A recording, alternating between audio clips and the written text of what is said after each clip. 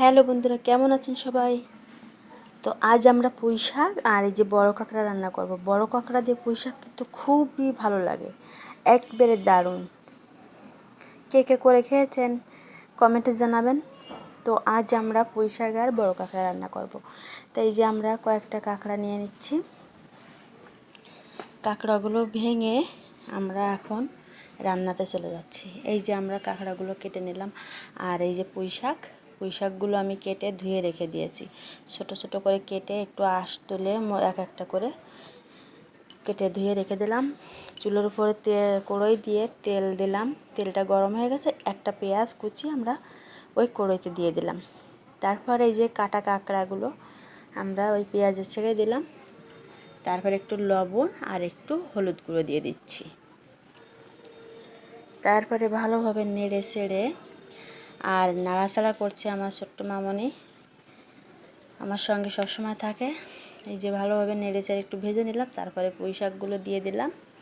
পুঁই শাকটা কিন্তু যখন আমরা কষবো কমে যাবে, তো সেইভাবে আমাদের লবণটা দিতে হবে। তো আমরা ঝাল দিলাম, দেওয়ার পরে এই যে লবণ হলুদ গুঁড়ো দিচ্ছি পরিমাণ মতো, আর লবণ দেবো এরকম পরিমাণ মতো, হাফ চা চামচ দিলাম।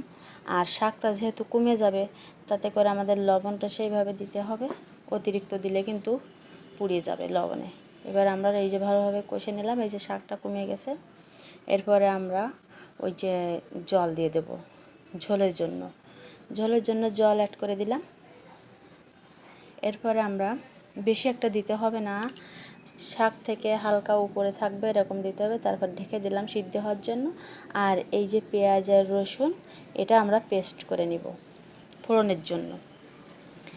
এই যে আমাদের পেঁয়াজ আর রসুন পেস্ট করতে করতে এই যে শাকগুলো সিদ্ধ হয়ে গেছে, ঝোলটাও শুকিয়ে এসেছে। এখন আমরা ফোড়ন দেব। তো গাবলা ঢেলে রেখে দিলাম, আর এরপরে আমরা কড়াইতে আবারও তেল দিলাম।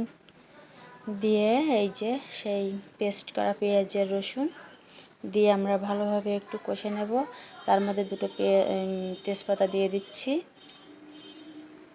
দিয়ে একটু নেড়ে ছেড়ে আমরা ওই যে পুঁই শাকগুলো ঢেলে দিলাম। এই তো হয়ে গেছে আমাদের পুঁই শাক আর কাঁকড়ার দুর্দান্ত একটা রেসিপি। খেতে এত দারুণ হয় এভাবে রান্না করলে, যে করেছেন সে বুঝবেন, আর না করলে এভাবে একটু করে খেয়ে দেখবেন।